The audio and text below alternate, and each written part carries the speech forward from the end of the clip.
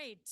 Good afternoon, everybody. Thank you for coming. I want to welcome you to the priority area, Animal Health and Welfare. I am an associate professor at the Department of Animal and Dairy Sciences at UW-Madison and one of the new members of the steering committee, so learning my new roles here. But just to give you a little bit of background, we don't actually make we don't cut the chase, but we are involved in some of the decisions that are made in terms of trainees funding and new faculty hires and things like that. So Paul has been involved for a longer time, so maybe he can give you a little bit more information there. I am Paul is going to announce some housekeeping things for the speakers and for all of you in terms of questions and things like that. Again, welcome to this session, and I'm joined by Paul Fricke today, and I hope that you enjoyed this session today. Yeah, great. Thanks, Ximena. It's really good to see such a full room of bright, shining faces. Wanted to learn about dairy. That's really fantastic. So, like Ximena said, I've been on the steering committee for the Dairy Innovation of the Madison Steering Committee. This will be my end of my second year. And so, yeah, we meet periodically to kind of conduct the business of the Dairy Innovation Hub, make funding decisions, and those sorts of things. As far as what this session looks like, it's going to be 2 hours long. Each hour has three 15-minute talks, our lovely speakers that are sitting right over here. We ask the speakers, we're going to try to stay on time. If we stay on time, I think we'll have time for a question after each one of the talks. And of course, you guys can find the speakers out in the hallway afterwards too. Okay, so without further ado, we're going to go ahead and get started. It's my pleasure to introduce Fiona Louise Guinan. Fiona is going to talk to us about calculating resilience indicator in US Holstein cows using pen level data. Fiona is working on a PhD with Francisco Peña-Garicano and Kent Weigel in the areas of statistics and data management. And genetics. Okay, thank you. Go ahead. The floor is yours. Thanks very much, Paul, for the introduction. Can you all hear me okay? Yep, thank you. So I'm very happy to be here today to talk about resilience, and the alternative title is Identifying the Anonymous Cow. So I'm going to talk to you today about a couple of methods that we use in order to ironically identify this anonymous cow. So we'll start today with calculating consistency indicators. Then we'll move into resilience indicators, and I want to be very clear on the differences between the two. Finally, we'll have resilience at the pen level, and then some conclusions. And hopefully I can convince you why consistency is key in dairy cattle as well as across other areas. So this question that we have is, how do we identify the anonymous cow? And this comes up quite regularly, actually, from producers about this cow, that gives such few issues that they don't even know her ID, right? So the cow would be defined as resilient, so she's not really affected by perturbations or challenges. Labor efficient, because she requires much less labor in terms of pen movements when she's sick or antibiotic interventions. Trouble-free and robust, so the ability to recover from perturbations as well. And so I pulled this from a newsletter that recently came from Rosie Lane, a dairy farm that UW collaborates with regularly. And I promise the shamrock is just a coincidence. I'm from Ireland, but the fact that the cow is called shamrock is purely coincidence. But this paragraph I thought was interesting and very related to our work. So interesting enough, most of our teammates at the farm failed to notice her during her 12-year lifespan. So longevity is indicated there. How could the queen of the herd go unnoticed? So she was the anonymous queen. Her life, like that of dozens of other cows at Rosie Lane, stayed relatively maintenance-free. She produced large quantities of high-quality, nutritious milk while living life like a herd animal. She blended in. So this is our goal with resilience and consistency, to find those cows and to be able to select for them in the future. So I've mentioned consistency. What is the definition? And it's a level of performance that does not vary greatly in quality over time. And our goal with consistency is to achieve predictable performance in unpredictable conditions. And so what unpredictable conditions are we talking about? Extreme weather events like heat stress or cold stress, nutritional variability, and labor availability. So we all know that agriculture is difficult to find labor, and this can affect the consistency of milk production as well in our cows. So we have a very large data set coming from DRMS. I'd like to thank DRMS for providing the data and the knowledge with the data. So we have currently 387 million individual daily milk weights. These come from inline milk meters and automatic robotic milking systems. We have 82 million historical aggregated daily milk weights. Then we have the traditional DHI data, the 35 million test day records, 5 million health records, and then 3 million breeding records. And these come from 312 herds in 37 states across the US and currently represent 700,000 cows. And so I have here the first example of a consistent cow. So the phenotype that we have calculated is the temporal variation. And so you can see for this cow, her actual milk are the black dots, and then the predicted milk is the blue line. You can see the actual and the predicted are very close together. So this is why we call this cow a consistent cow. And so temp var is the total variance over lactation, and therefore less variation is equal to more consistency. And here's her contemporary. So these cows come from the same herd, same calving year, same party. However, this is what we would call, as opposed to the anonymous cow, the troublemaker, right? So you can see she bounces around the whole time throughout the lactation, specifically before day 100. There's a perturbation here, so something happens, and she recovers. Then after day 100, another perturbation, but you can see the recovery is slower. And so the temp var phenotype for this cow is 4.68, almost double the previous cow. And we did calculate genetic parameters for this trait. We found that it's heritable. So the heritability is 0.24, so it's a moderately heritable trait, which means we can select for this for future generations. As well as that, we did calculate sire PTA correlations as a validation method. We found that temp var has a positive relationship with milk, so it's a 0.57 correlation, which means that as milk yield increases, so does the temp var phenotype, which makes sense because as the mean increases, so does the variation. For somatic cell score, we found that positive correlation mean that more inconsistent cows have a higher somatic cell score. Similarly, with productive life and livability, our longevity traits, we found more inconsistent cows had lower PTAs for these traits. And finally, for fertility, again, the more consistent cows had higher PTAs for daughter pregnancy rate, which is desirable. And lastly, then, we did look at the correlations with early postpartum health traits, including metritis, mastitis, retained placenta, and so on. We found these range from -0.41 to 0.08, and therefore more consistent cows tend to have fewer health problems. So some take-home messages: consistent performance is heritable. The consistent cows have fewer health problems, increased longevity, and they're more labor efficient. And finally, we're also extracting value from data that's routinely generated on farm that's not currently used for genetic evaluation in order to identify these trouble-free anonymous cows. So I'll move into resilience next. And resilience is the capacity to bounce back to normal functioning after a perturbation or maintain specific functions in the face of change or stress. And our goal with this is to first identify perturbations and then to calculate individual cows' response at the pen level.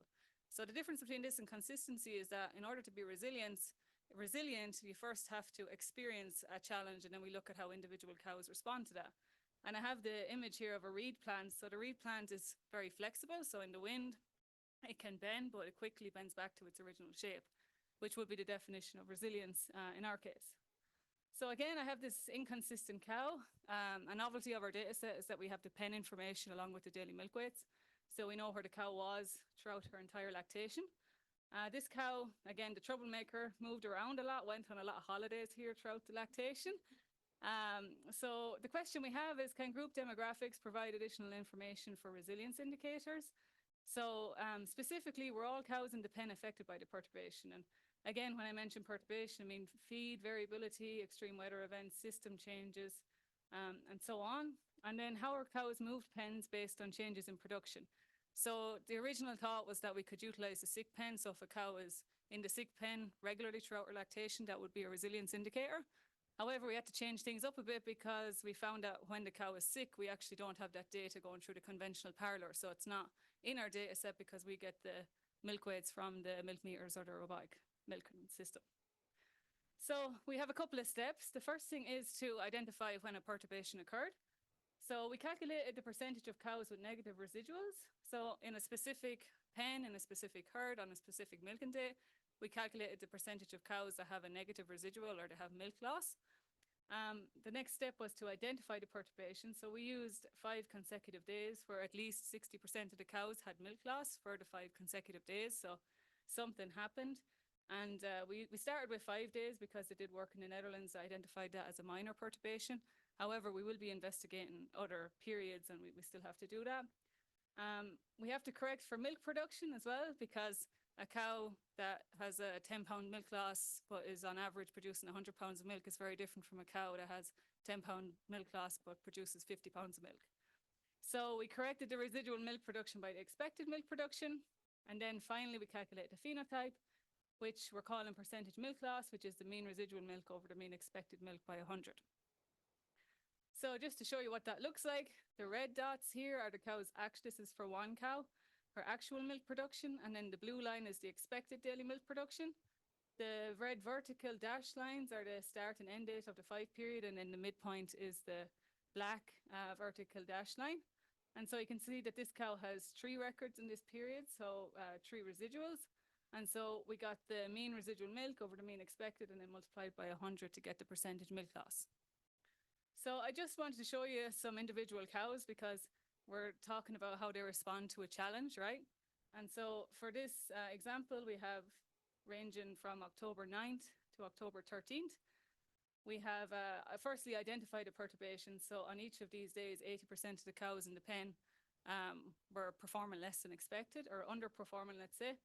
And the dashed line is their expected milk production, which we calculated back in the consistency work. And then the solid line is their actual milk. So you can see these top 3 cows really didn't change throughout the period. So they have, 0.3% milk loss or negative 0.2%, negative 0.4%. But really you can see that they weren't affected at all by this perturbation that we identified.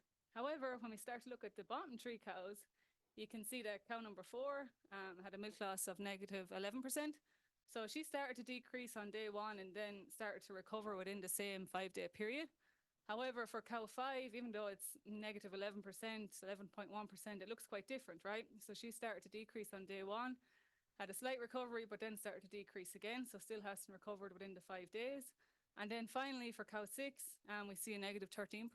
So this cow hasn't even started the recovery process within the 5 days. So onto the genetics piece of this now for resilience at the pen level. We started with lactation 1 cows. They ranged from 2018 to 2023. There had to be at least 25 cows per herd pen milking date. And for the model, we had percentage milk loss equals age at first calving plus days in milk. And then our contemporary group is herd pen milking date plus cow plus the residual. And then the relationship among animals is modeled using the pedigree relationship matrix. And so we investigated different percentage residuals that were negative. So we started with 60% and went all the way to 90%. The data set gets smaller, as you can imagine, because we hope that we don't have a lot of herds that have 5-day periods with 90% of the cows underperforming within the pen, right? So obviously with the management techniques and so on. But what's interesting here and what's been found before is that resilience is expressed in challenging conditions. So what we can see here is this is the genetic variance. And so as the threshold gets higher, the genetic variance increases as well. So it goes from 0.4 to 23.77. And then the heritability, which is the proportion of phenotypic variance that's explained by the additive component, also increases. So the heritability increases from 0.01 to 0.37. And we do expect the heritability to be quite low for these fitness traits. But really what's interesting here is as the challenge level increases, so does the resilience express. So the animals need to be given the opportunity in order to express the residuals and then to see the individual differences among animals. So I have some take-home messages. Resilience is heritable. It ranges from 0.01 to 0.37. Cows respond differently to perturbations at the pen level. So we saw that with the 6 different cows. Some are just unaffected, and then others decrease and don't even recover within the same period. And then finally, resilience is expressed in challenging conditions. So we saw as the percentage of cows that were underperforming in the pen increased, so did the additive genetic component of the trait of percentage milk loss. So basically what we're showing here is give me the opportunity to show me what I'm made of, and we'll see the differences between those animals. So with that, I'd like to thank the Council on Dairy Cattle Breeding and National DHIA for the funding for my PhD fellowship, along with DRMS for providing data, and then, of course, the group at UW and Francisco Pena-Garicano and Kent Weigel, my advisors. So thank you very much. All right. Thank you very much, Fiona. Thanks for staying on time. Got done a little early, so we have time for some questions. So I'm going to be, for those of you that are old enough to remember, Phil Donahue, I'm coming out with you guys. So if you don't remember Phil Donahue, you can ask Milo Wiltbank. He's right over here. So questions for Fiona? Any questions for Fiona? Okay, go ahead, Mike. You gotta Fiona, speak okay, Fiona, in your milk production data, did you account for days in milk? Yeah, so for the resilience in the model for calculating the genetic parameters, we have days in milk, because obviously that's very important, right? A cow that's mid-lactation is obviously going to be producing a lot different than a cow that's at the beginning of lactation. So yeah, we accounted for that. Thank you. Well, I take the next question. What about breed? What's your thought on different breeds? Are they the same, or are they different? So, this is a very extensive data set, but it follows the national breed composition, where 90% of the cows are Holstein. And we started with Holstein because, that was the greatest proportion of the data set. We needed to start somewhere. I haven't looked into that. You excluded, you're only looking at Holsteins? Correct. Okay. Yeah. Okay, great. On herds with multiple challenging events, did you see the same cows being resilient over and over across challenges? And do you have challenge type data? So that's a great question. We originally started, so because these are lactation 1 animals, there were a small percentage of the cows that experienced at least 2 perturbations throughout the lactation. But the data edits are very strict, so we actually kept that to 1 perturbation. Initially, we set a repeatability model to account for that, but then there was such few repeated records that we just kept it. But that is something that we can look into in the future. And then to answer your second question, we have 300 herds across the US, right? So to have the information about what happened is very challenging. And also, for generalized resilience, we want to find the cows that are resilient to any challenge, as opposed to like a specified resilience like heat stress or so on, because we could easily identify heat stress. Thanks. All right, Fiona, over here. Hi, thank you. Great talk. I was wondering, with the cow that was very consistent, like she had really good persistency after her peak, but her peak lactation was not nearly as high as your inconsistent cow, which I found interesting, probably because of net energy. But did you compare their 305-day milk yields to one another? I didn't, but the reason I picked those 2 cows was they had a very close average daily milk weight, so they were close. I wanted to compare, cows on the same level, we'll say, so they did have a very similar average daily milk weight. On persistency, we get that question actually quite a lot, which is the slope right after the peak of lactation. We don't have that information in the US. It was calculated, but it was never implemented, we'll say, and we haven't done that yet. So thank you. Great presentation, thank you. I was curious if you looked into resilience as a function of the immune system, if these cows all have the same herd vaccination protocol, if you have access to calf data, Brix test for colostrum, incidence of pneumonia, stuff like that. Yeah, that's a great question. Unfortunately, I just have a year left in my PhD, but I think, honestly, I think looking at resilience at the calf level, and then from there up until lactation, in terms of that specific data, we have health data, we have sick pen data. There's a ton of data that I haven't touched yet. It was like a big challenge to clean this data to get started there. But I think, that's super valuable for this, and maybe in the future correlating and connecting the health data and the sick pen data and their vaccination protocol would be interesting for this as well. Yeah, thank you. Okay, we have time for one more question if anybody wants to ask it. If not, okay. Dr. Watsio back here in the back of the room. So, again, great talk, thanks. Not all challenges are created equal, as you mentioned, right? Heat stress. So my question is, if the challenge is of a different nature, right? Heat stress versus immune functions versus change in feed. How does that impact the reliability of your results?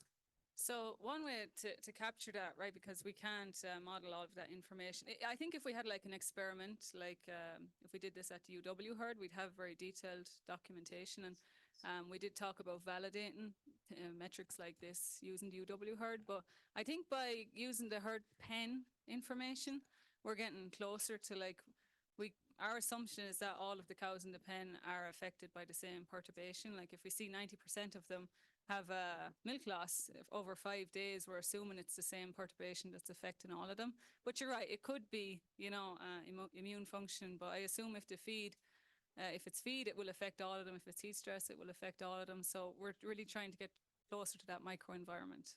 Yeah, thank you. All right, let's thank Fiona. All right, our next speaker is Guillermo Martinez Boggio, and he's a postdoc with, again, Dr. Peña-Garicano and Dr. Weigel. He did his PhD in France, in Indra, but the best part is that he's from Uruguay, so Exactly. the floor is yours. I'm fan of Nacional. That is the other part. Hi everyone. Thank you, Jimena, for the introduction. Hi everyone. It's my pleasure to be here today to talk about reducing enteric methane emissions in US Holstein cows. And I think that it's not necessary that I show here the importance or the relevance that has reducing methane emissions in cows. Instead, I think that it's better that show what we are doing here in Wisconsin about that. So our project is entitled Integrating Genomic Milk Spectrometry and Microbial Manipulation to Mitigate Enteric Methane Emissions from Dairy Cattle, who has Francisco Peña-Garicano as a PI. And this project has three main components. The first one is selective breeding. That means we will develop the genomic evaluation for methane emission traits in US. The second component is about milk spectrometry, so that we will evaluate the potential use of the milk spectra to predict methane emissions. And lastly, rumen microbiome. We will reveal the microbial composition of extreme cows with producing low and high methane emissions. With that, that is a brief introduction about this project, and we will have later on today a plenary session with Francisco, Hilario, and Ligia about this project. So, what is our plan? We are planning to phenotype 4,000 cows in 3 years. We will measure methane emissions, feed intake, milk energy, body weight, and milk spectra in studies of 6 to 8 weeks in milk lactation cows. As you know, there are different methodologies that we can use to measure methane emissions. In that case, we will use green feed system. That is one of the most popular systems nowadays to measure methane emissions. Two advantages of this methodology. The first one, we can measure the amount of methane that the cow is producing, grams per day. That is an advantage comparing with the sniffers that are very popular in automatic milking system. The other advantage of this methodology is we can measure in a large number of animals in a short time. That is an advantage comparing with the gold standard method, that is respiration chamber. Imagine put 4,000 cows in respiration chambers in 3 years. It's impossible. But this system, the key point of this system is to have multiple short records across the day and across the week. So how looks the data? Sorry, first let's see what is the setup that we have for the green feeds in our farms. So that is Arlington. Maybe most of you know. There are some people here in the room that they work every day there, so they know very well. So in pen 30, we have 64 cows. You can see in the picture we have 2 green feeds and then the blue beans. So we are collecting methane emissions, feed intake, milk composition, milk weights, and body weights. This is marsh field. We have 1 green feed in a pen for 32 cows. You can see we have Callan gates. So we are collecting methane emissions, feed intake, milk composition, milk weights, and body weights. That is pen 4, also in Arlington.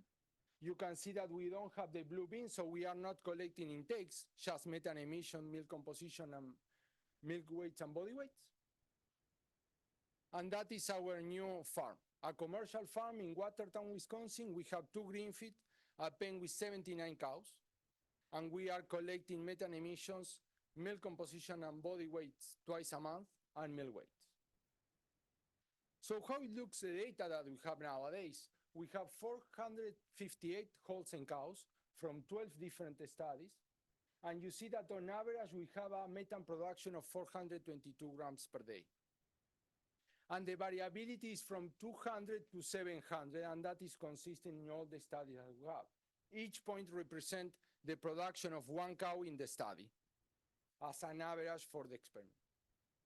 And you can see also that we have a distribution of the visit, the number of days that we have with records for 1 cow.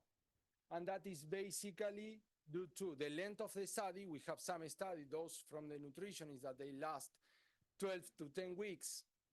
And then the geneticists, we run studies shorter. With 7 weeks, we are good.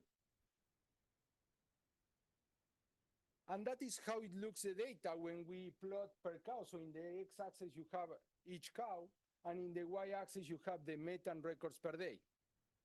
You can see that on average, we have that the cows are visiting the green field, or we have records, 2.5, 3 records a day. Of course, we have some crazy cows that they are waiting for me when I go to put pellets, and some other cows that they are more shy, and they are visiting 2 to 3 times a day, and the crazy cow is visiting 4 to 5 times a day. And why that is important?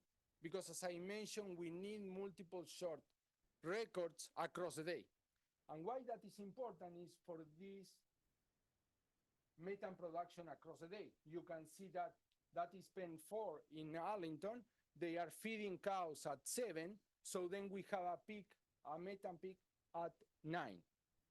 But if we have record all across the day, we don't have any problem. We have a peak in the morning and they reach a plateau during the afternoon. So that is when I plot the record for 1 study and I split in different windows of time, you can see that almost 25% of the records are in each windows of time. And if you want to go deeper, we can see per cow. So the crazy cow, she is visiting all across the day, and the shy cow too. So this is not a problem. We have very good data. We have multiple short records all across the day for all our cows. So what we will do with the data? We will define, or we are defining, some methane traits. The methane production is just the grams per day of methane that the cow is producing, and that is the raw data that we get from the green feeds. But then imagine that the methane production, we have main predictors of the methane that are the dry matter intake, the milk energy, and the metabolic body weight. So we develop some residual methane traits. So the residual methane intensity, that is the gram of methane regressed on milk energy and metabolic body weight. So we get the residual of this model. And then the residual methane yield, that is the methane regression on dry matter intake. We take this residual here.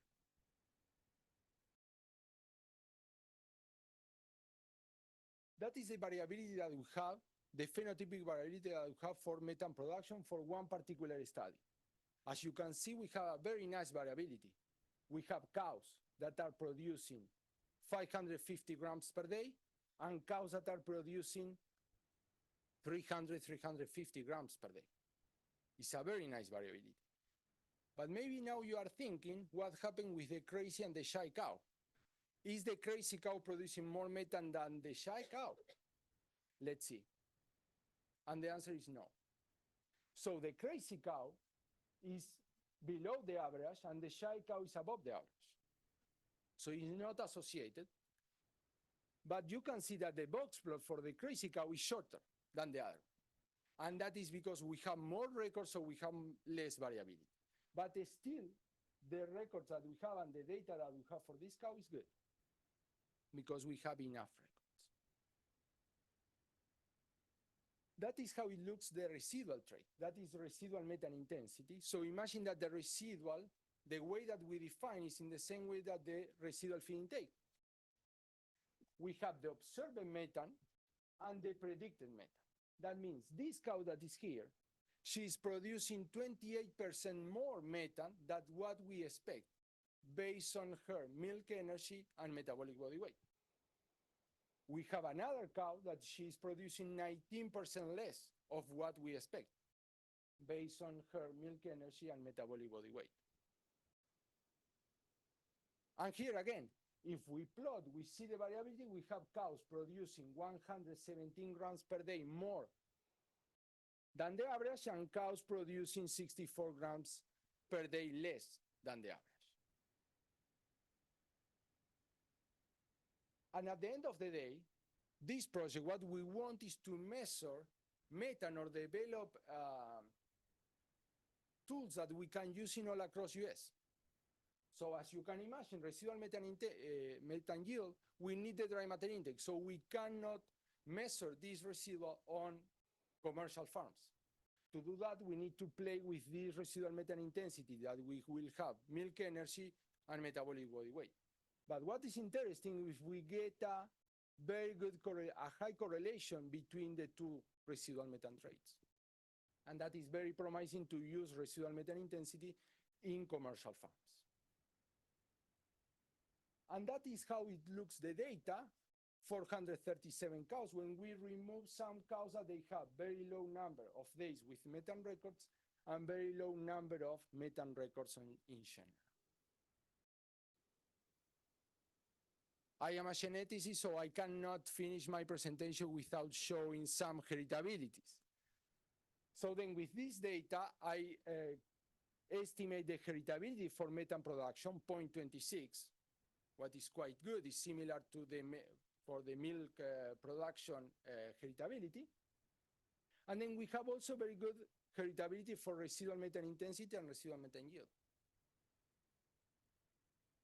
Also, as I showed before, the correlation between the methane trait, the residual methane trait is 0.94. That is high. Again, it's promising to use residual methane intensity in commercial farms. And lastly, I compute the correlation between the methane traits and the residual feed intake. So as a preliminary result, we can say that more feed efficiency cows are lower methane emitter cows because we have positive correlation between residual feed intake and methane production and also residual methane intensity. So, as a take-home messages, based on our preliminary results, the phenotyping is in progress. The result that I'm showing today, they have data from two studies that we finished last week, and we have one more study running right now in Marshfield and in the commercial farm. The methane traits have a moderate heritability, 0.14 to 0.26. And if I add to this the nice phenotypic variability that I showed for the methane production, this genomic evaluation that we are thinking to develop for methane production is feasible. The residual methane traits are highly correlated, as I mentioned before, that allow us to use residual methane intensity in commercial farms, meaning that will be very similar of what we are having in research farms. And lastly, and based on our preliminary results, more feed efficiency cows are lower methane emitter cows.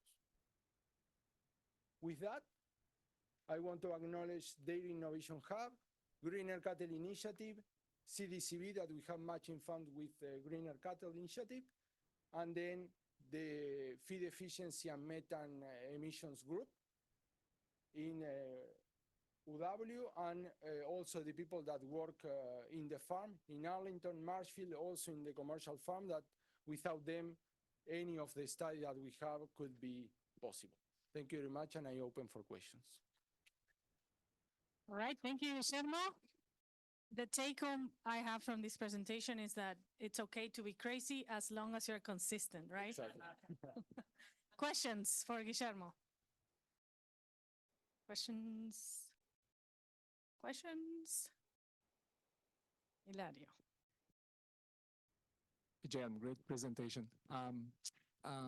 Did you notice any pattern of diet effect on the methane emissions in the cows that are doing the phenotyping? And the second question would be, I know that the green feed also measures hydrogen, right?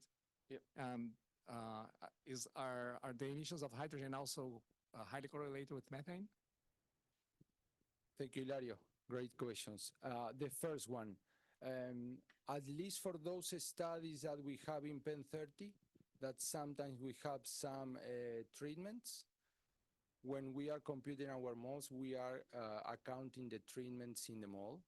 But for most of them, I can say that we have some effect on methane production. I remember one experiment where we have some oscillating starch, and then was a big effect on the methane that we get. And the second question, I was playing with the hydrogen. What I observed was the ranking of the cows. That means the extremes for methane were the same for extremes for hydrogen, positive and negative, but I don't remember if I calculate the correlations or not. But should be, at least with hydrogen, the ranking of the cows is the same. That means those cows that are producing more methane, they are producing more hydrogen. One more question? Thank you for a really nice presentation, really exciting. So your result about the cows, which were lower emitters, were also more feed efficient. It sounds intuitive, but for those of us who are kind of ignorant, could you speculate about the mechanism that they would have in common? That is, thank you, Jennifer. That is a very good question. That maybe is more for the microbiologist, specialist in what is happening in the rumen microbiome. And we are working on that. I know that Negin and Alice in the lab, they are working on that. So we will try to see what is the microbiome composition in these two groups to see if that something is happening there. But yeah, I cannot give you any guess about that. Paul, can we do one more question? Yeah. All right. It's the lucky one. You want to do? Yeah. This is maybe something that we can talk later, but it is possible to check if the high efficient animals are the same, like when we rank for the high and low methane emissions, and check for, oh, okay, they're exactly the same cows, and maybe work with the both data, or just like one For data. methane and what? Methane and feed efficiency. And feed efficiency. I don't remember. I can check that. I don't remember because commonly when we select the extreme for methane, I'm not checking the extreme for residual feed intake, but based on the correlation that we have, sometimes we have cows that are extremes for methane that they are not the extremes for residual feed intake, just based on the correlation that I showed. Yeah, thank you. All right. One more round of applause for our speaker here.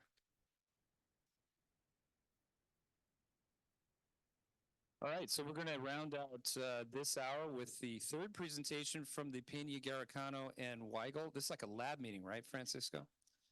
So Ligia Cavani she got her PhD from Sao Paulo University in Brazil. She's doing a postdoc with Francisco and Kent. And her title is Genetic Characterization of Daily Feeding Pattern and its Association with Feed Efficiency. Floor is yours, Ligia. Thank you for the introduction, Paul. Thank you, everyone, for being here. Please don't be scared with the title. I'm going to talk about feeding patterns, and I hope that I convince you the method I've used is good, because actually it is, but it's not so simple to measure, but it's possible. And of course, we are gonna see the association with feed efficiency. And you're gonna see also heritabilities, because I'm part of the group of geneticists. So I would like to start saying that studies about feeding behavior is not something new. Actually, feeding behavior has been associated with feed efficiency, welfare, and production, and not just in dairy cattle, but also in other species such as pigs, broilers, and beef cattle. In 2022, our group published this study here, and we calculate some feeding behavior traits, as you can see in this plot. And we found some really interesting genetic correlation and strong, such as the genetic correlations of 0.47 between feeding rate and residual feed intake. So this suggests that cows that eat in a slow rate are more feed efficient.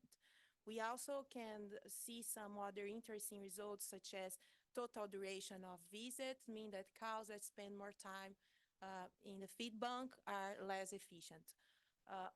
So what we're missing, despite of the importance of those traits, feeding behavior, those traits are general, calculate as an average per day or as an average in a period of time. So feeding behavior do not capture feeding pattern. What does it mean? They do not capture the behavior throughout the day, especially the behavior related to the time of the feed delivery. We know that mainly the first feed delivery has a huge impact on the feeding behavior for cows. With that, the objectives of this study are: first, propose a new method for characterizing the feeding patterns. Second is, of course, estimate the heritability for the traits. And third, estimate the genetic associations between feeding patterns and feed efficiency. To evaluate feed patterns, we use 4.8 million feeder visits from 1,600 lactating Holstein cows. We have 53 days per cow on average of data from 2009 to 2023. And we use data from Fiscal Facility at our lovely research station in Arlington. And here it's a photo of the automatic feeds that we have there. We call Einstein-Tech gates, and this is a pretty cool system, and it's how we get these tons of data. It's really nice because it allows one cow per time, and it records the time when the cow enter and the time when the cow leaves. Of course, we have a scale here, and we can measure the intake per visit, 24 hours a day for whatever. For feed efficiency data, I use more data because we have available. So then we have, like here in this study, 6,000 cows. I have data for feed intake measure using different system. That's why I didn't use more data in this part here. I have also milk production, both measured daily. I have milk composition 4 times a week. And I also have body weight. Usually it's measured 3 times in a row at the beginning, middle, and end of each experimental. And those data come from not just here from Wisconsin, but we have data coming from Michigan, Iowa, Florida, and USDA. And with this data, I could calculate residual feed intake for each cow. And this is a good measure to see the efficiency, to check if the cow is feed efficient or not, because it's the observed intake minus predict intake. And for the predict part, we consider important factors such as lactation, the easy milk, cohort, of course, milk production, milk energy, and the size of the cow, for example. Most of you guys know, but just to say that cows with negative residual feed intake are actually the cows that we want because are the cows that are more feed efficient.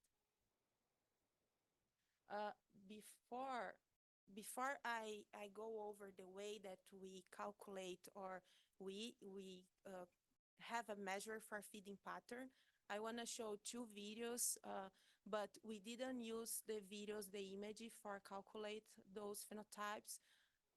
But I want to show how we could do this using the data from those automated feeding system. So here, they basically in Arlington, in Pen 30, they feed the cows twice a day. And at first feed deliver, it's it's between 10 to 12 in the morning. And what they do, they lock the cow to exclude the odds here, and then they put the fresh feed. And after that, they release the cows, and the cows start going to the bins.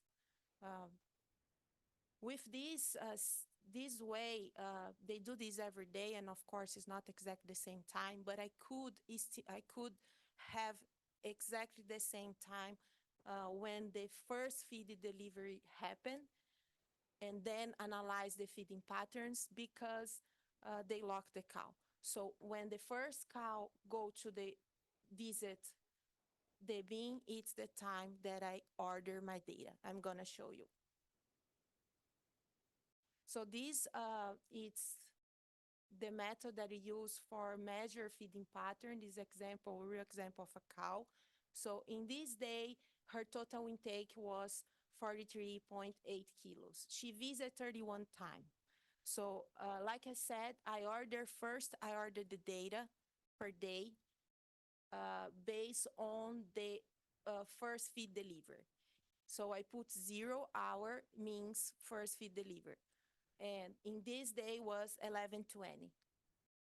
So what I did then, based on the first feed delivered, I could see, for example, the feed pattern of this cow, right? So right after first delivery, she visits the bin and she ate 0.5 kilos. Second time, she ate 5 kilos, and so on. The second step is to transform the feed intake as feed intake proportion. So basically what we did was taking the feed intake per visit and divide by the total intake per day. So for example, here for the second visit, after first feed delivery, she ate 12% of her intake at that day. So we did this for all cows every day, so with 4.8 million data. And finally, the first step, how we measure that, how we have a number to evaluate that, what we use, we translate the feed intake proportion as cumulative proportion. And our measure for feeding pattern, it's gonna be area under of this curve. So again, so at the first visit, she ate 0.02, and then the second one, I sum 0.02 plus 0.12, and so on, okay? So the phenotype that we use for feeding pattern, we use the average of areas under the curve, the way that I explained. And we also wanted to evaluate the consistency of those feeding patterns. What we did, we just like here, each color represents a day. We just calculate the variance of those areas here. And to have an example how it looks like, here on the top, we have a consistent cow. So we have basically the cow is doing the same every day. So the variance will be low. And the inconsistent cow, it looks like this. So the variance of areas will be high. As a result, I want to show how if our method work and how it works. So suppose here, of course, this is not real. So it's just a simplistic way to try to understand that's not so simple, but it works pretty well. So suppose this cow that doesn't exist, of course, she goes, every hour she goes to the feed bank and she eats the same amount of feed. So the behavior will be like this, right? And the area of this cow for this day will be half of the day.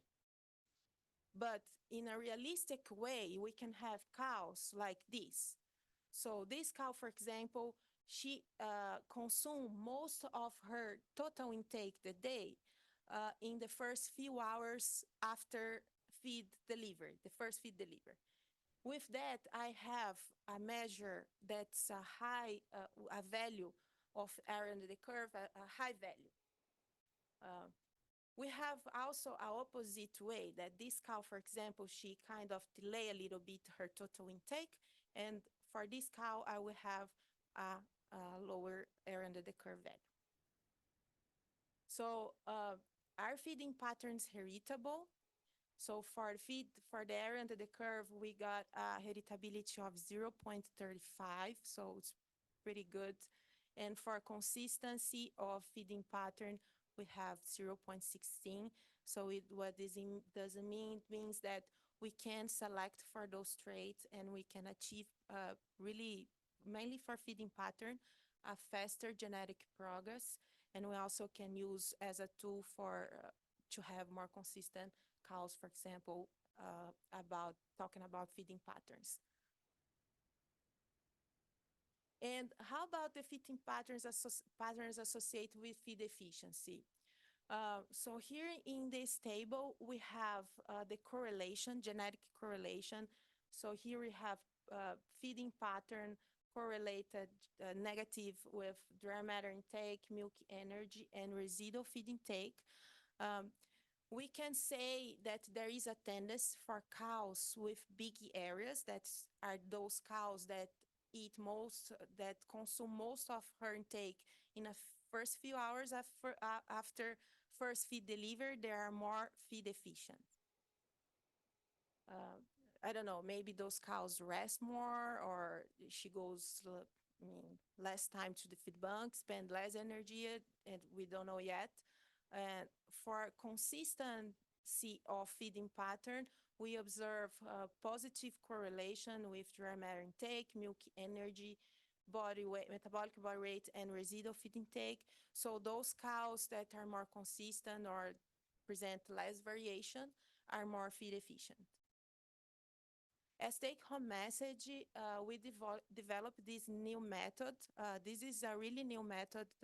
There's even in other species, no one, at least I couldn't find a method to measure feeding pattern that's challenged. We developed this method.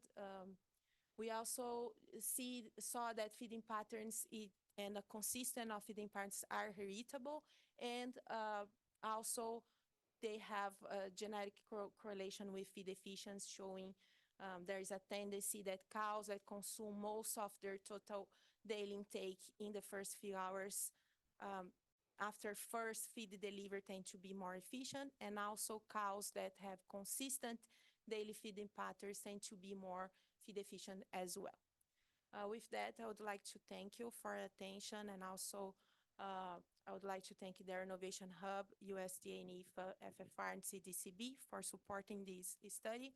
And also I would like to thank you my group and all the people involved in the feed efficiency and methane emission studies.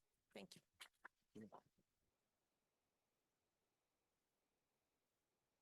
Questions? Yes. Hi. So my question is how the pen and the cow management can affect the feed pattern and the feed efficiency? You mean in general? Yeah. Or in this pen? Well, Yeah. could be in general in this. Yeah, particular- I mean, for example, in Arlington, we have two feed per day, right?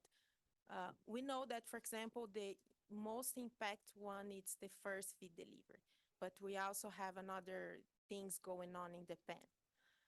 But I guess using this method, it's a good way to see. We cannot put or counting everything, but I don't know if there is a huge impact, consider other things that's going on in the farm.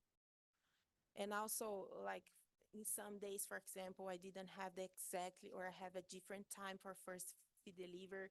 I didn't consider because most of the days, I kind of trying to capture most of the days that the same routine is going on in the farm.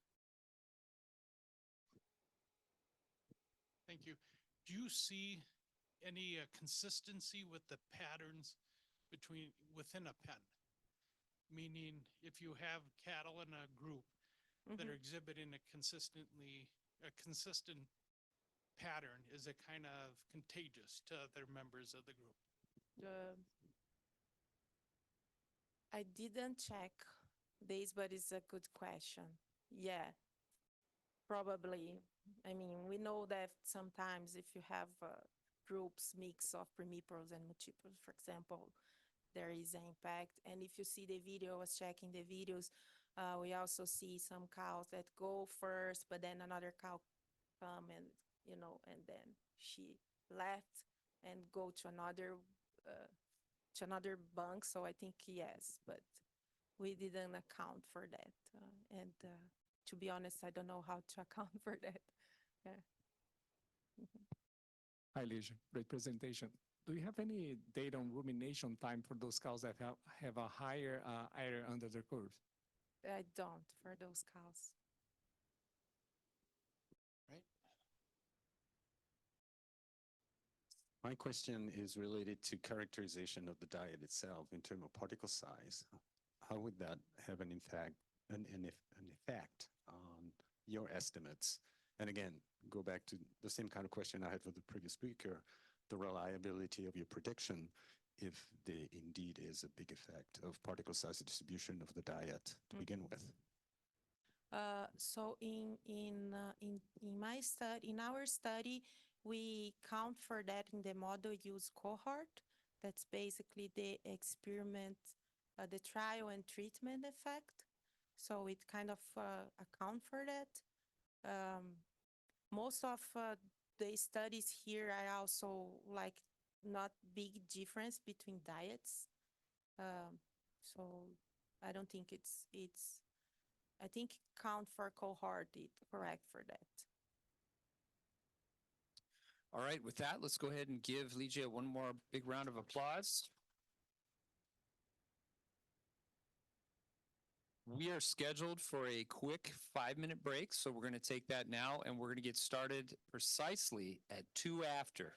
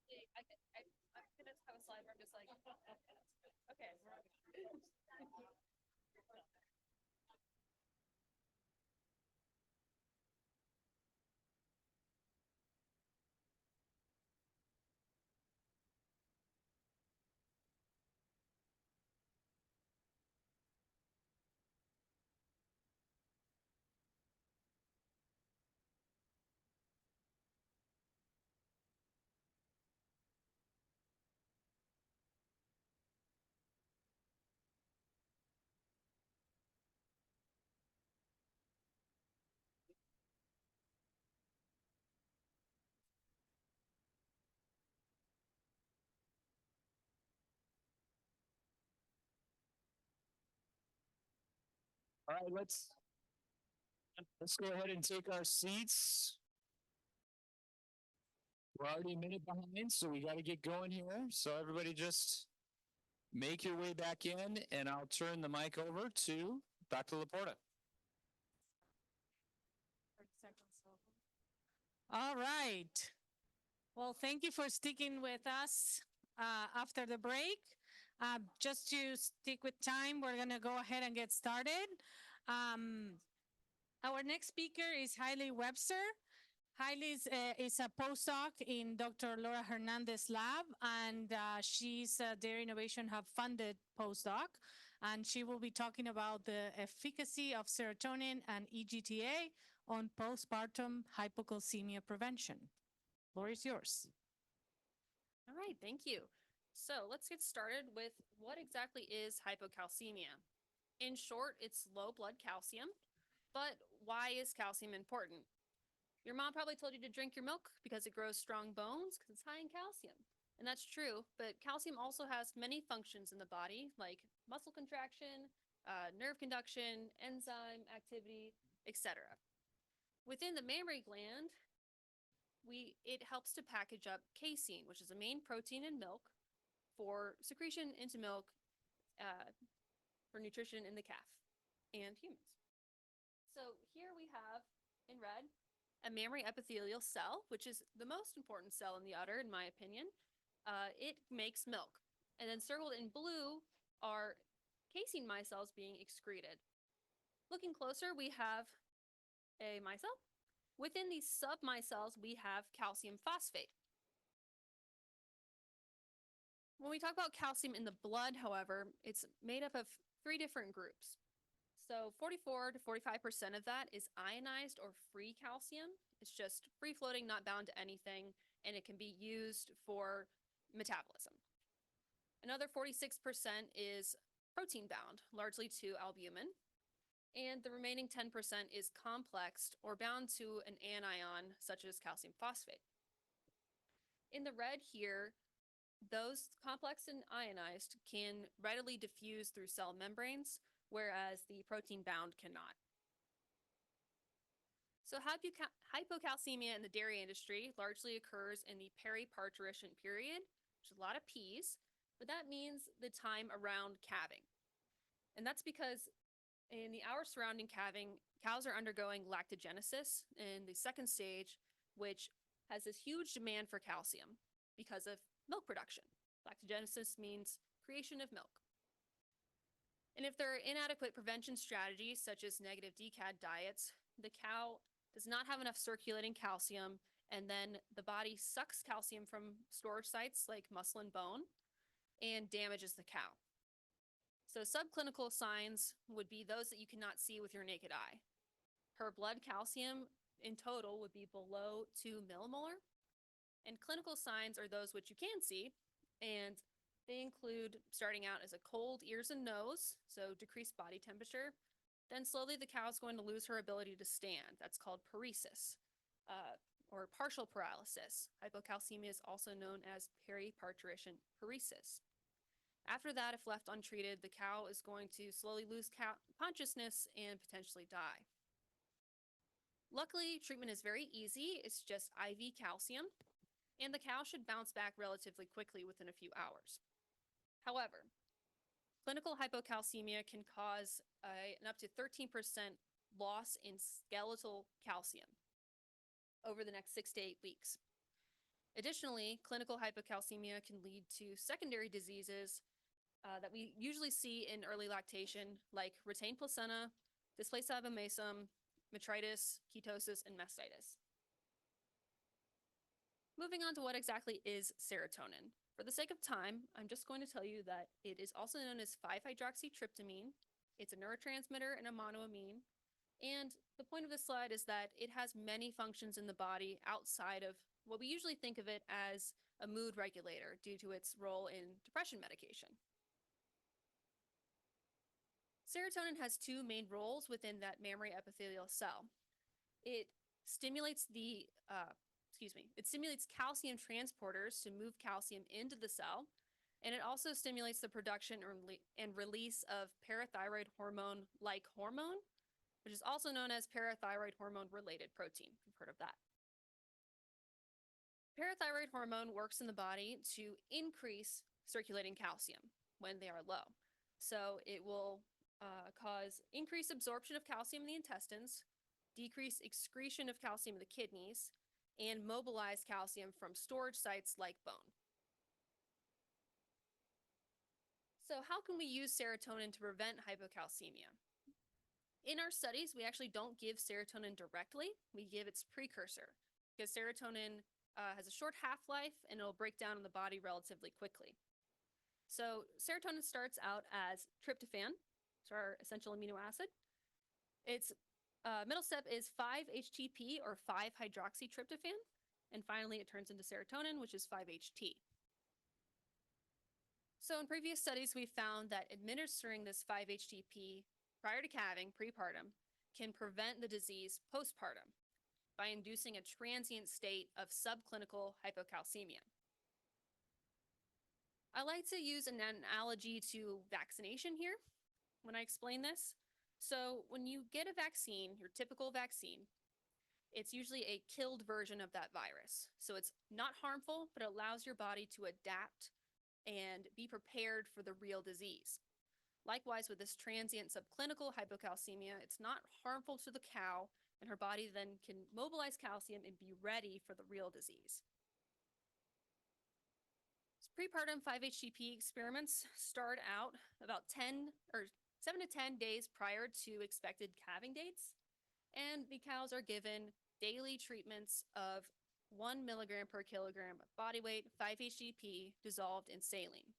This is infused over 1 hour each day. Since we can't exactly expect when they're going to calve, they need at least 4 treatment days. And then that stops at parturition. A study by Samantha Weaver looked at both Holstein and Jerseys, but we're just going to look at the Holstein here. In the prepartum period, their serotonin was elevated, so the 5-HTP successfully transformed into serotonin, and that remained elevated through the first day in milk. The calcium of that 5-HTP group did not differ from the control prepartum, but it was elevated postpartum at certain days. And their milk calcium was actually lower. However, this here is only 1 sample per day. Let's look a little closer at that.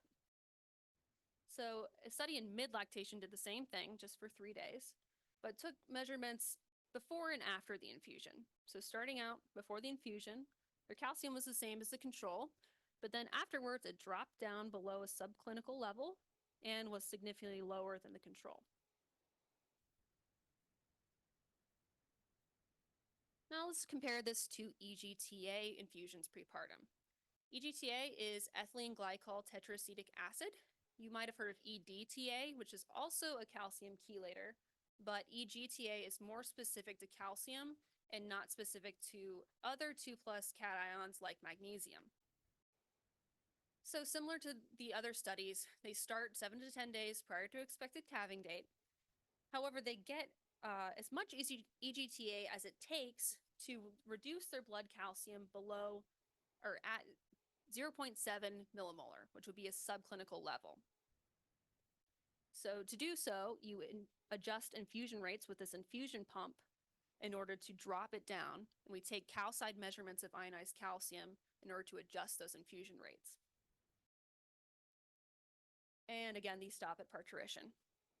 In this study, they found that the EGTA-treated cows had elevated ionized calcium levels at 12, 24, and 48 hours postpartum compared to the control, which is important because that's the time period that they're going to become clinically hypocalcemic, most likely.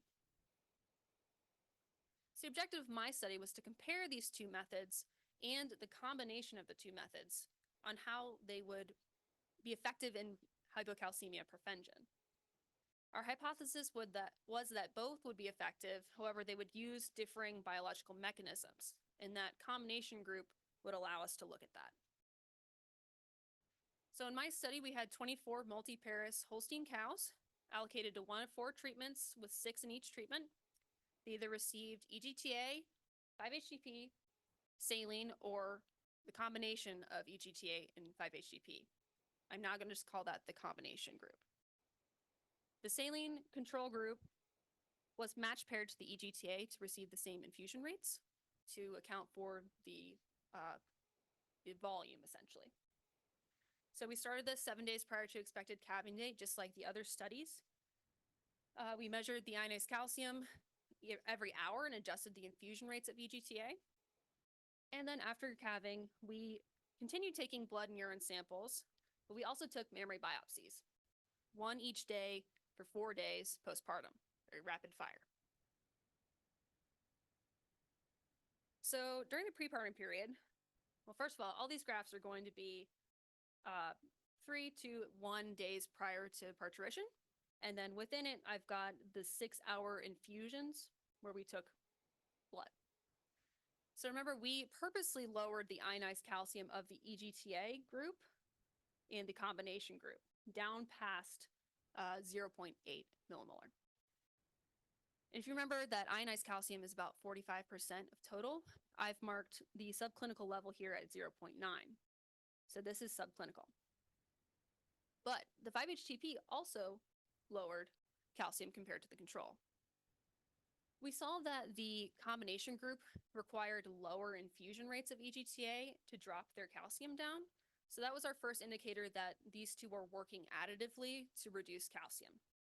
And when we got our total calcium results back, that was confirmed. So our green here is the combination, And you can see that they had lower total calcium than the single treatments alone. So this is our most important slide. If you're asleep, wake up. Here it is. So this is our postpartum calcium. And I've marked here the subclinical line. You can see that the saline group did fall below the subclinical line, and actually 2 of our saline cows did become clinically hypocalcemic and required treatment.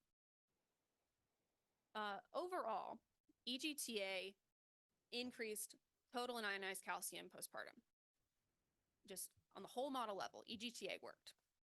5-HTP did not work on the whole model level, but it was significantly different at 12 and 24 hours from the saline group. And that is important because, again, that's when they're going to become clinical if it does happen.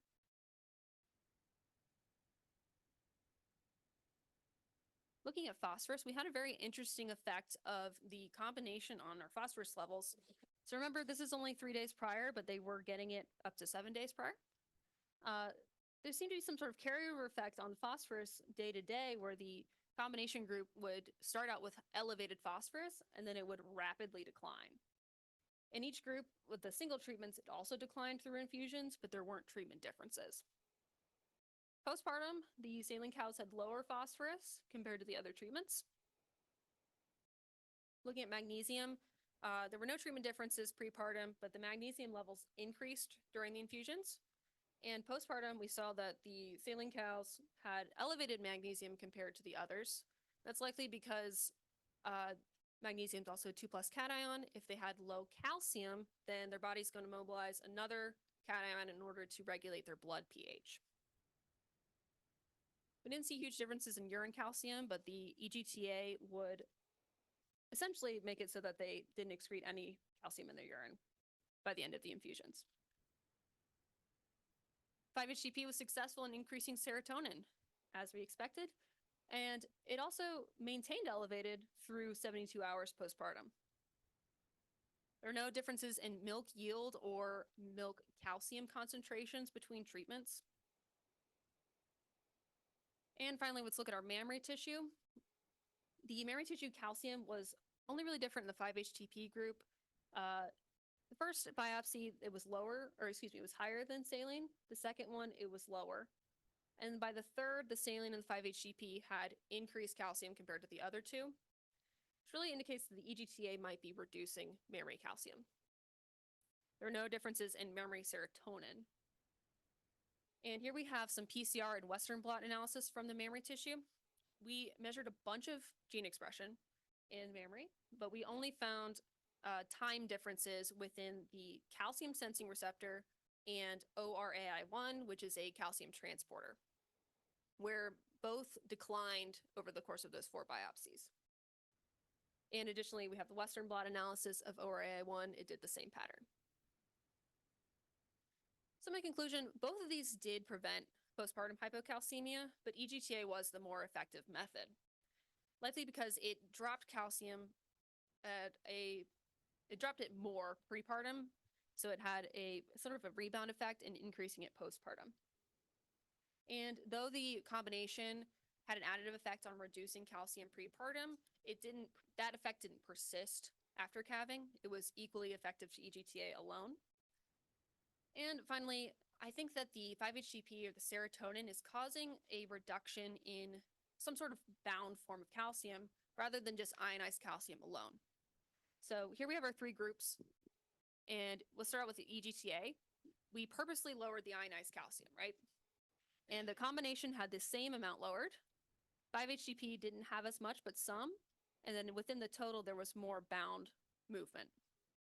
And then some sort of synergistic effect here with the bound calcium being reduced.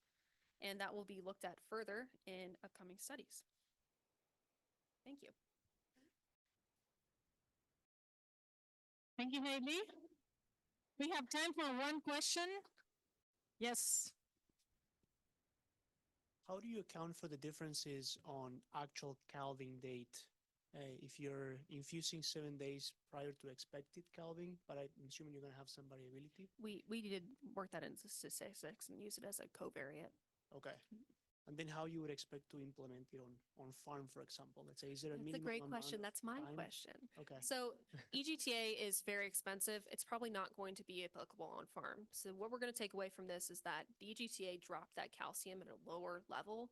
So we need to find something that can be essentially like an injection to lower it to the same level rather than just the 5-HTP with a smaller drop in calcium prepartum.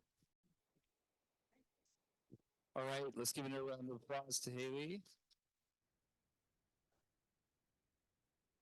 All right, our next speaker is Juliana Diaz-Young. Juliana is a postdoc in the laboratory of Dr. Garrett Suin.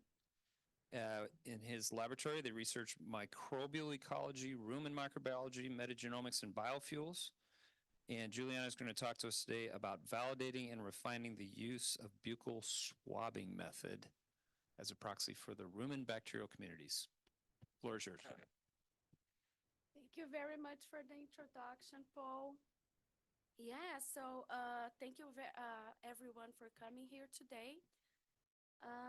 Today I'm going to talk a little bit about this project, about the validation and refinement of a method, an indirect method to represent rumen bacterial communities. And as we probably have heard, so rumen microbiota, it's very diverse and rich. We have here archaea. We have bugs from all domains of life. Fungi, bacteria, archaea, anaerobic fungi, virals. And these microbes has co-evolved with ruminant species in a symbiotic relationship. And these symbioses make the ruminants very successful herbivores and play different roles in the development, nutrition, metabolism, health, and performance of ruminants. Because of this relationship, domestic ruminants today is the largest production system in the world, like contributing massively for the global food security.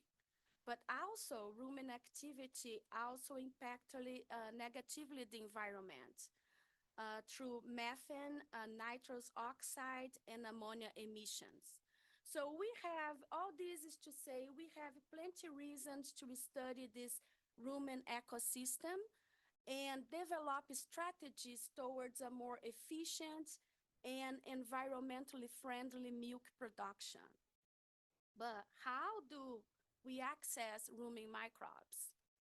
So the current methods to access rumen contents are stomach tubing, cannulation, and rumenocentesis. This is the most used one because it doesn't require surgery. And this is the least one because it has a limited sample quality and volume.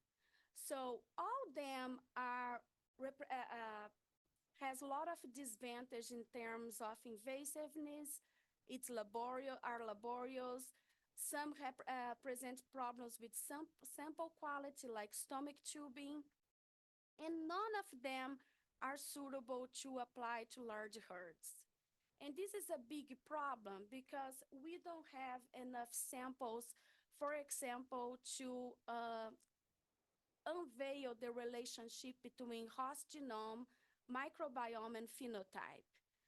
Specifically, microbiome genome-wide associated studies, they require a very large sample size to do this analysis. So in 2015, Guillermo has the insight to test a buccal swab that's very widely used in forensic as a medical field in cows. And why she has this insight? Because during rumination, a lot of rumen contents are regurgitated to the oral cavity. And if we swab this oral cavity, we can get a sample from the microbes that are transferred with the digesta. So she tested this in chips and follow for her, after her tapio test in dairy cows, and both propose buccal swab as a proxy for rumen bacteria and other microbes too. They test in archaea and fungi too. So basically we have to insert 2 long swabs, and inner cheek of the cow for 10 to 15 seconds. These samples can be storage or follow the next generation sequencing workflow with DNA extraction, library prep, and sequencing. So what is the pros about this method? So it's meet animal welfare in experiments because it's non-invasive like the other methods. It's affordable because it's associated with marker gene sequencing, and it's less laborious for sure. Doesn't have all the steps, the filtering, all the mass involving rumen samples. Can be applied to large herds, can be applied to young animals, different ruminant species, and ruminants in different production systems like pasture-based. All these features made buccal swab very promising to develop into a molecular tool for rumen microbial profiling and diagnosis. What is the cons? So buccal swab also present less DNA yield compared to the rumen samples, around 3 times less, and does not consistently recover low abundance rumen bacteria and anaerobic fungi. But these low abundance taxa-2 bacteria are not always found consistently across cows under the same diet and under the same conditions. So we can't tell this is a problem unique exclusively from buccal swab. We're still testing this. And another thing is this, the main problem with buccal swab is does not readily provide a proxy for the rumen bacteria because when I swab the oral cavity, I got DNA from the rumen bacteria, from the oral microbiome, the colonized soft and hard tissues in the oral cavity. I have also bacteria from the environment, from the TMR, from the water, from the barn. And if I'm doing a shotgun or a whole genome sequencing for research purpose, because this is more expensive, I can expect a lot of host contamination in this data too. So all this must be filtered out before to the downstream analysis. And this is the main con of this method. So based on this, what we are looking forward to answer with this project? So first, there is no consensus what is the best time for swabbing a cow. Ideally, we like waiting for the cow ruminate and then we go there and take a sample. Nobody has this time, mainly the farmers, right? So we want to find a time in a 9 to 5 workday for swabbing a cow. Another thing is rumen has layers, right? Gas, where we can find methane, okay, the TMR that the cow just ate, the TMR from yesterday, and here we have the fluid. Because we are taking a sample from a regurgitated digesta, we are thinking, oh, is the buccal swab more a proxy for the rumen solids or for the rumen liquids? That's another question. Another thing is, we have noticed that our swabs have different colors, even if it's taken in the same time during the day. They have different colors. And we were wondering if the swab color can be a good indicator of swab sample quality prior to the sequencing. Or if that swab color indicates me, oh, we are not going to get so much rumen bacteria here. Let's save some money and resample this cow. And another thing you'd like to know is the functional profile. We would like to know who are in the rumen, and what they are doing, which the functions those bacteria are involved to, what's going on in terms of a response from diets, physiologic states, how this rumen microbiota can be linked to the functions in the rumen too. So can buccal swab method be used to describe this? This is another question. About contaminants, that's the main goal of this project, but we're still working on this. This is kind of hard. We want to use like machine learning classifiers like random forest to help us to identify the non-bacterial sequences in the buccal swab data. Kind of hard. And another thing we'd like to know is, can buccal swab be used to capture change in the rumen environment of cows experience subacute ruminal acidosis? Because if buccal swab can capture this, we can use buccal swab as a diagnosis tool too. And we are still working on this. So to answer these questions, I'm analyzing data from 2 different trials performed by Joseph Skarlupka. Here's Joe like swabbing a cow. He's a PhD candidate at Swing Lab. And we have here in the first trial 8 cows, sample at different sampling time, and we have different samples, buccal swab, rumen solids and liquids from different parts of the rumen too, anterior and ventral. And here we have 1660 cows that were sampled prior to the morning feeding. And we have parrot samples. They are from 3 research farms and were sampled in 3 different seasons. And we have from 1 to 3, light to dark, swab color shades. Okay, so as I said, parrot samples were submitted to sequencing in Illumina MySeq, and then the data were analyzed in R, followed DADA2 pipeline, and then we performed all the analysis related to diversity and abundance of this rumen bacteria that we're looking for. So here we have a PCOA. I know it's a lot of dots, a lot of things, but let's go. So each phase these represents a time where the cows were sampling. And this sampling time was relative to the morning feeding. And each dot of these represents a cow, and yellow dots are samples from rumen liquids, orange from rumen solids, and blue from swab.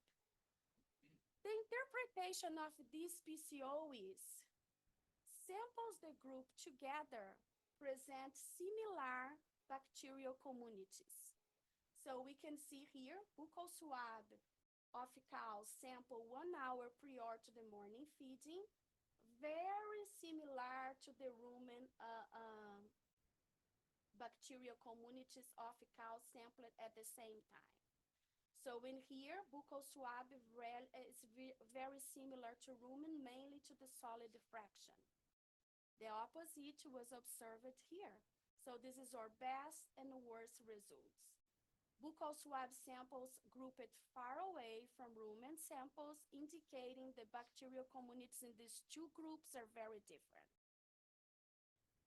So looking at this, the best and worst results, we did a differential abundance analysis. First, what do we found? We found the buccal swabs taken 1 hour prior to the morning feeding recover 66% of the rumen bacteria, 48% from rumen liquids, and 58% from rumen solids.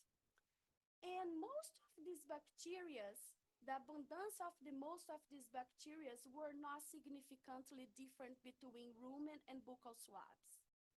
And even for those that were significantly different, the differences were very small, around 0.5 here. And in our worst result, we have a totally opposite scenario here. Buccal swabs taken 4 hours after morning feeding recover only 3% of the rumen bacteria, and 97% were contaminants. And the difference for the few bacteria shared between these 2 sample types, buccal and rumen, were very big compared to the first scenario. And which contaminants are we talking about? So this is just a heat map showing the most abundant bacteria we find in the rumen, liquids, solids, and buccal swab. Here we have all the cows with the parrot samples for each cows. And here we have like a color key indicating low abundance in blue and more like yellow, orange, high abundance, and orange here. So in each phase, this represents a time of sampling, 1 hour prior morning feeding, 2 hours, 4, 6, 8, and 10 hours after the morning feeding. What we can see here? And the third time point, 4 hours after the morning feeding, I have lots of bacteria. They are not found in the rumen samples. And these are the true contaminants in the data. They are heavily recovery for all the samples in these time points. The opposite was observed here. I have some contaminants here also 1 hour prior to the feeding. We are not free of contaminants. We never will be free from contaminants in buccal swab data, but here I have less contaminants, and these are probably true oral or bacteria that usually colonize the upper respiratory tract of bovines, like Bieberstenia, Moxarella, and Kingella. These are very abundant in this part here. So in here, we have the true rumen bacteria. They are more consistently recovered here 1 hour prior to the morning feeding. And the second questions we have was about the swab color. Here we have swab colors with different shades, and each dot represents a sample. And we have buccal swab color 1, the light one, color 2, the medium, and 3, the dark one. And this triangle, this green triangle here are the rumen samples that are colored together. Solid and liquids are green.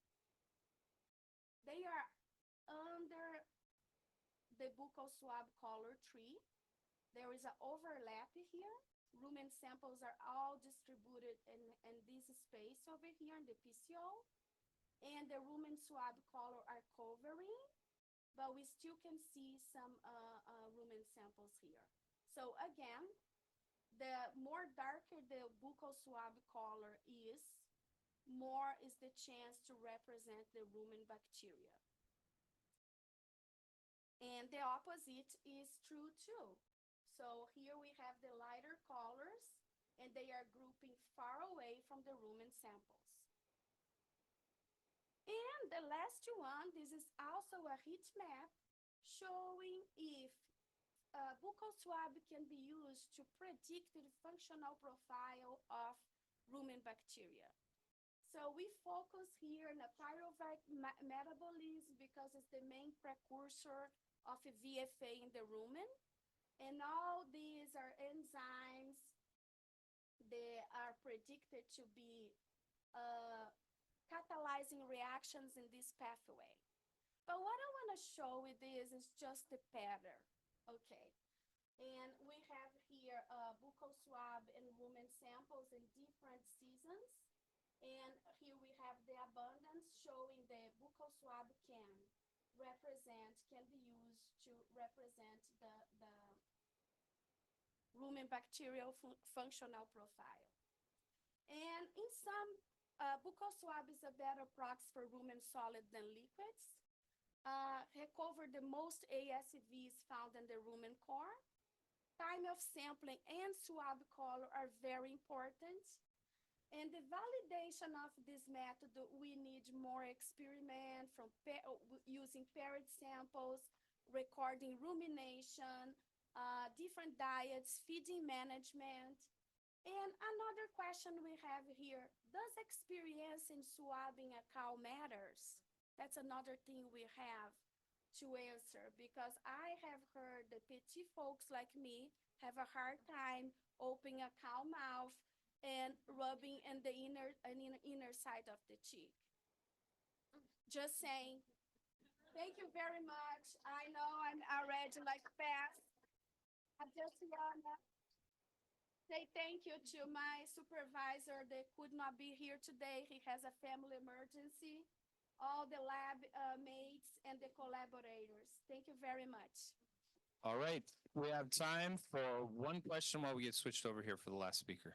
One question, Francisco. Very nice presentation. Thank you. So in the plot that it's kind of principal component analysis that you show 1 hour, 4 hours. I think then in the second row you have like 6, 8, and 10. Can we go to that plot? And then there you go. And then you see some cows, right? Some samples. There you go. Yeah, that they go. They are closer to the rumen. Yes. Can you comment on that? And my other question is, when you see feeding, right? I mean, the cows eat all the time. So in these trials, you actually feed the cow and then you restrict feeding for, let's say, 10 hours? No. The feed was offered and was not restricted. That's why in some time points, we have some cows that were still eating and have more contaminants in the samples than in other time points.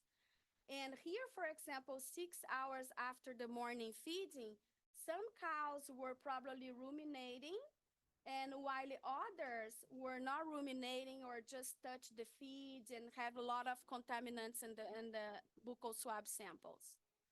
So the best time it was 1 hour prior feeding, but we also found some similarity 6 hours after the morning feeding and 10 hours. But the most consistently result was 1 hour prior the morning feeding. This is another important thing is all the cows won't be ruminating at the same time, we know that. And because the food was not, the TMR was not restricted, most of them is still like exploring the food over there during the day, or other ones were ruminating, so they have a different patterns. It's difficult to find a single time point where we are going to find most of the cows in the same cycle. But yeah, did I answer your question? Yes. Thank you, Juliana. Thank you very much. Let's give her a round of applause. All right, we made it to our last speaker of the day. Thank you for sticking with us. I know there was a lot of genetics at the beginning, and we're gonna finish with genetics. So our next speaker is Barbara Nascimento.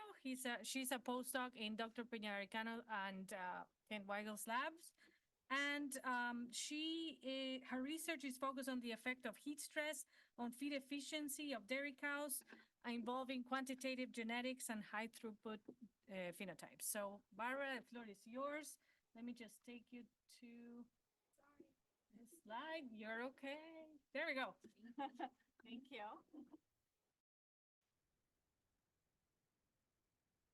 Thank you, Jimena, for the presentation.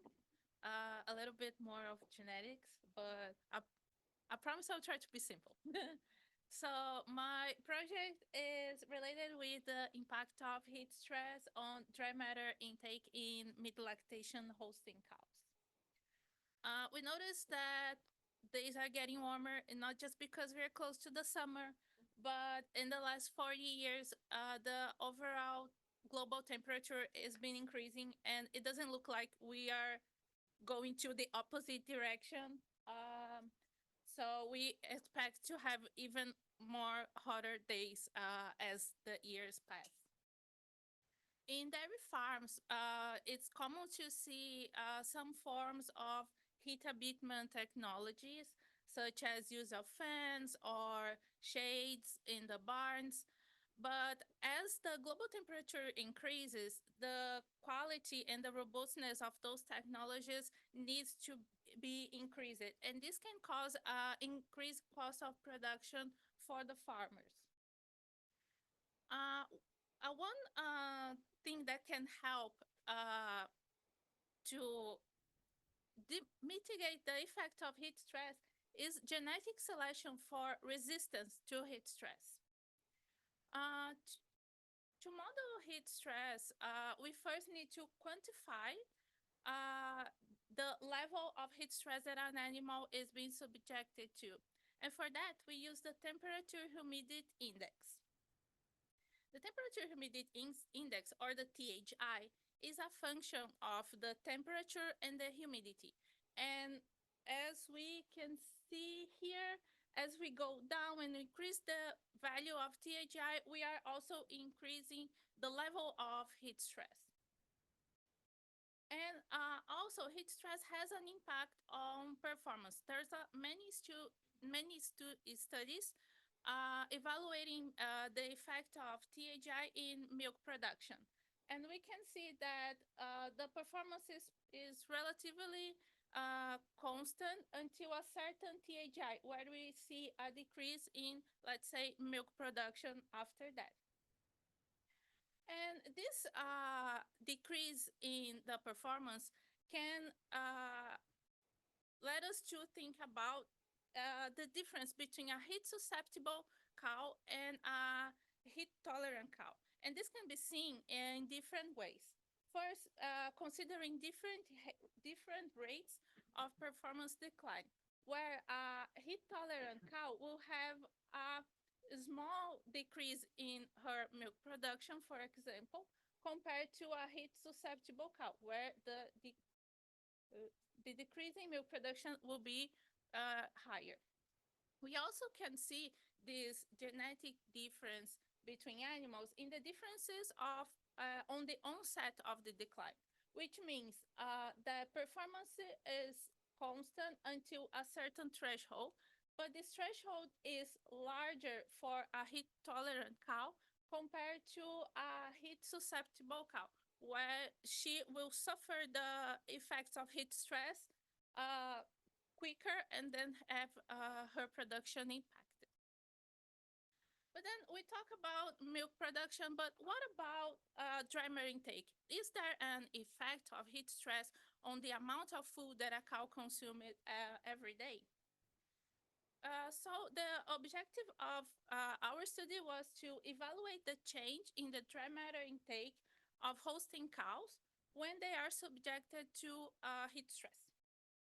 For that, we use daily dry matter intake measured between May 2018 and 2008 until June 2023. And we had around 109,000 observations for 3,500 cows measured at first and second lactation, belonging to 4 different research stations.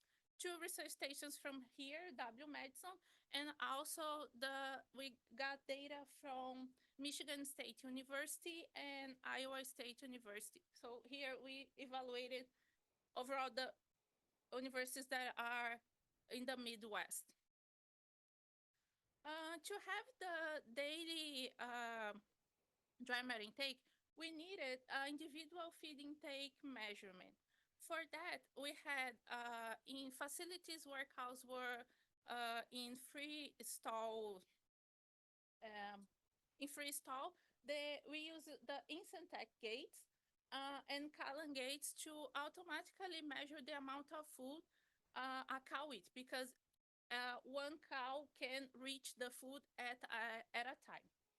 In case of tie stall, to measure the amount of food, the weight of the refusals were measured, and then we know how much that cow consumed for each day.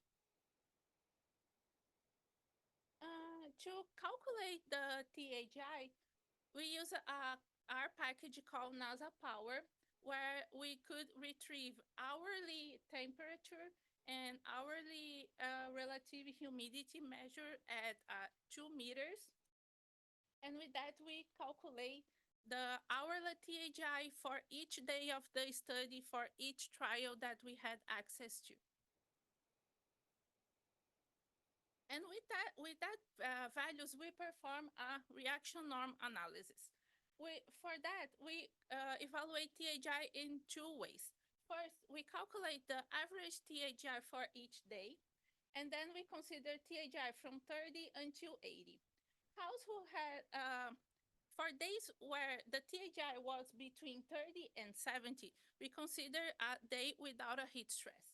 And THIs equal or superior to 70 were considered days with heat stress.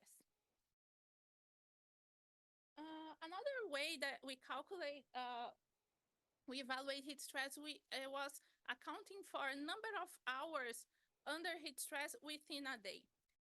So for that, we considered the threshold of 70, and we counted how many hours from that day the THI was equal or superior to 70. And we consider as threshold 10 hours. So above 10 hours of THI equal or superior to 70 was considered heat stress. Heat stress. We also evaluate, as I said, we use the first and second lactation. So our trait that evaluated was dry matter intake at first and second lactation. We consider only mid-lactation cows, and so the dry matter, the days in milk was between 50 and 200 days only. And to account for the differences between the trial, the dates and the research station, we have a large range of years with data. We use the cohort as station, trial, and nutritional treatment when they have nutritional treatments. Here we have the distribution of the average dry matter intake.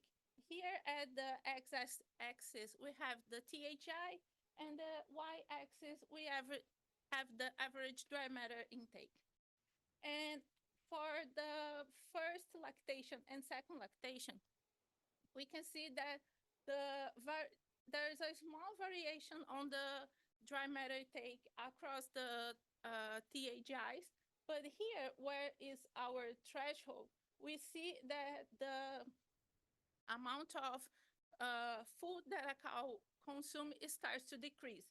So this can be an indicative that there is an effect of heat stress on dry matter intake, but let's see if we could identify this. A little bit of heritabilities again. Here we have, remember I told you we use THI to determine heat stress using the average THI of the day and the number of hours under heat stress. So here for the average THI of the day, we had the heritabilities for the first and second lactation in a situation without heat stress and under heat stress. So without heat stress, we see that for the first lactation, the heritability was 0.22, and in the second lactation, we had a heritability of 0.18. When we move it to a heat stress condition, the heritability in the first lactation is pretty close to the heritability without a heat stress, but we see an increase in the heritability under heat stress in the second lactation. And this can indicate that here, probably we can notice a little bit easier the genetic differences between the animals. When we think about the hours under heat stress, we've noticed similar results. So without heat stress, again, we had a heritability of 0.22 for the first lactation and a little bit lower of 0.16 for the second lactation. And again, under heat stress, there were almost no difference between the heritabilities in the first lactation and a slightly increase of heritability for the second lactation when we consider heat stress in the model.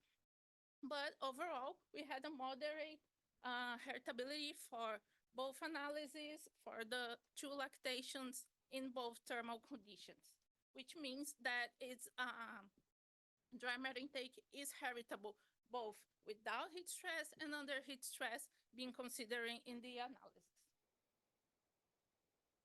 Finally, we calculated the genetic correlation between the intercept and slope. Intercept is the is the situation without heat stress. So it's a point where we imagine that heat stress doesn't exist. And the slope indicate how the dry matter intake will change if we consider heat stress in the analysis. Oops, almost there.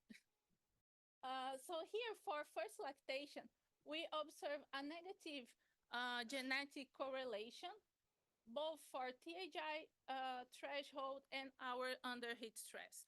This means that cows who eat more in a thermoneutral condition, they will be more impacted by the heat stress when you think about the amount of food that she will be eating. For the second lactation, we estimated a positive genetic correlation. However, this correlation was not significantly different from zero. So we can see that there is this relation. It was only between the intercept and slope was only true for the first lactation. And with that, we can conclude that dry matter intake under heat stress is a heritable trait. And the dry matter intake under thermoneutral condition versus a thermal stress condition is antagonistic, but only for primiparous cows. And now our next step is try to think about and evaluate how heat stress can impact in feed efficiency. Now that we know that there is a important factor of heat stress in the dry matter intake. With that, I would like to thank you all for staying until the end. And I'm open for questions. Thank you. Thank you, Barbara. We have time for one question. Who's going to be the brave one? Any questions about heat stress as we approach summertime? I do have one. No, you have one. There you go. I'll ask you later. Thank you, Barbara, for a nice presentation. I was curious on how you decided to use 70 THI as your threshold. Is that from your own data set or some other rationale? So usually when we see the milk production, I saw some studies considering 72, others considering 68. And my first attempt, we had data considering also data from Maryland and Florida, but Florida obviously has much more heat stress than we have here in the Midwest. So we decided just to work with the Midwest so we have a more similar environment. And with that, I tested different thresholds. So I ran the analysis to see if we could come with a better threshold to identify. And so I have the plots that clearly show that we are close to 68 to 72. So it was by testing that I run this analysis with from 66 to 72 to see if we can come up with a better threshold for this data set. But I couldn't find like a specific value in the literature, and there's not much studies with dry matter intake. So I hope we are on the right path here. All right, let's give one more round of applause. Thank you. All right, on behalf of Amanda and myself, thank you for coming to this session. I'll dismiss you now. So the plenary session begins at 3 o'clock, which is like right now.